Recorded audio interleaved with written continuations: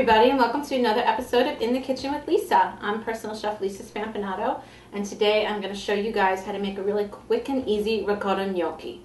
So some of the basic ingredients, actually all of the basic ingredients for this, are just some really good whole milk ricotta cheese, which is like a very fine curd Italian cheese. It's a little creamy and it's got a little bit of texture in it, and it's used for both sweet and savory things. Some flour, some eggs, and a little salt, and then later we'll toss it up in some butter and maybe some sage and add some Parmesan cheese. But really simple. Usually when people talk about making gnocchi, it's potato based, so it's a mixture of flour and seasonings and potato. And it's not kind of the thing you can just kind of do with the spur of the moment. It takes some time, it gets kind of messy, and it's very laborious. So another lighter version of this Italian dumpling is to use the ricotta cheese. And usually I've got a couple containers in my fridge as I use it for other things, and it just makes it so simple to throw an easy weeknight dinner together. So basically I've got a pretty big container of ricotta here, and I've already used some of it up for something else, as you can see, because I do use it a lot. So I've got about, let's see, it's a 3-pound container. I've probably got about 2 pounds in here.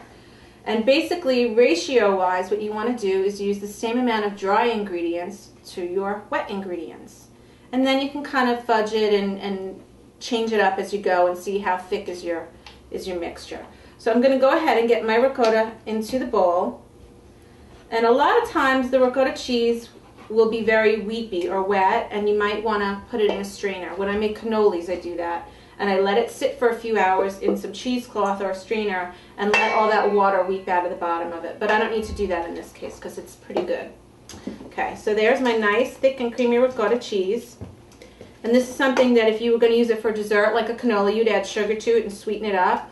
Or if you're going to do savory like a lasagna or something like this, you'd add salt, Parmesan cheese, herbs, things to make it more savory. Okay, so if I was going to use this whole container of ricotta, what I would then do is fill almost the whole container with flour. But I only used about 3/4. So I'm going to kind of guesstimate. And you can do this with whole wheat flour, which I have done if you want to be a little bit healthier. And it just changes the texture a little bit, makes it a little nuttier, a little bit greenier, but it's still really good. Okay. So that's about where I was with the ricotta, so that's where I am with the flour. I'm just going to add that in.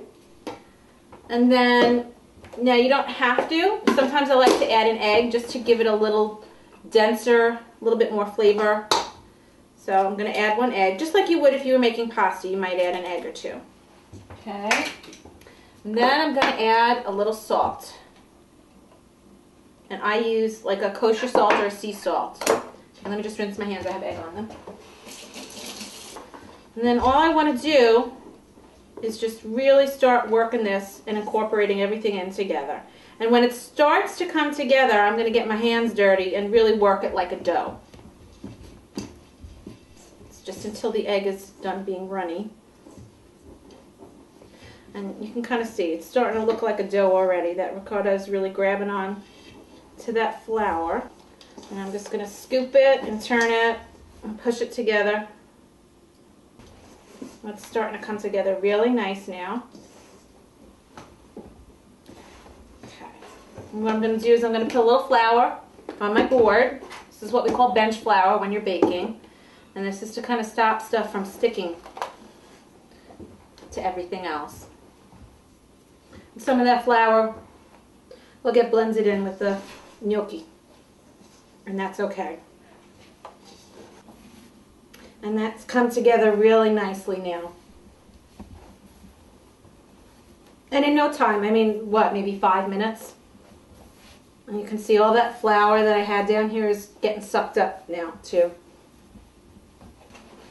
Okay, so I've gone ahead and let this sit just for a little bit, just so I can see how much more moist it's going to be, and it needs a little bit on the bottom there. But basically what I'm going to do now is I'm going to start breaking this off into sections and rolling it into rope. And you can see I've kind of got a nice creamy grain in there from the ricotta cheese and then the flour mixing in. So I'm just going to roll it. And as I roll it, I'm kind of spreading my hands out to stretch that into a rope. To about a 1/2 inch thickness is where you kind of want this. I mean, you can make them bigger, but then they get almost too doughy when you cook them up. And what's nice is you can make a whole batch of these and put them in your freezer. So then you have them and you don't even have to do anything when you want them quickly. Okay. So then, and if you don't have one of these pastry scrapers, you can just use a regular knife. I'm just going to go ahead and cut them into little pillows. So you can kind of see, I mean, they're not that big, right? Little fluffy pillows of yummy starchy goodness. Okay, let me cut the rest of these.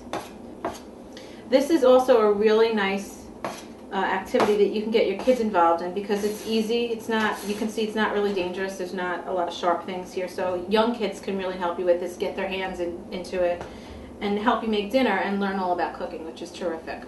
Okay, so what I have here is a cookie sheet or an oven sheet lined with some parchment paper. And then what I would want to do is just kind of keep these on here and keep going until I've got a whole bunch to cook up. But I want to show you what I was talking about with the indentation. Normally when you see gnocchi in the store or in a restaurant, you'll see it has little ridges on it. So what they would do is they would take one of these guys and kind of roll it down the fork or down the gnocchi board, and it's going to give it little ridges. I don't know if you guys can see that. And when that cooks up, those ridges help hold the pasta sauce or the butter or whatever it is that you're cooking it with. So I'll do a couple of those, but the rest of them I'm going to be lazy. And you just kind of roll it and let it drop. Roll it and let it drop. Roll it and let it drop. Gee, that's annoying when you say it enough times. Roll it and let it drop. Another thing you can do, if you don't want to do the fork thing, is just push your finger into it a little bit and give it a little indent, just like that, and that'll still hold on to the sauce. Okay. Alright, I'm going to finish these up, and you can then put these in your freezer. If you want to save them, put them in on the sheet first, let them freeze up, and then put them into a Ziploc baggie. Or you can just put this in the fridge for maybe 5 minutes, let the dough get a little bit harder, and then immediately cook them and serve them to eat. So let me finish this. We'll get them in the fridge for 5 minutes, and then I'll show you how to cook them up.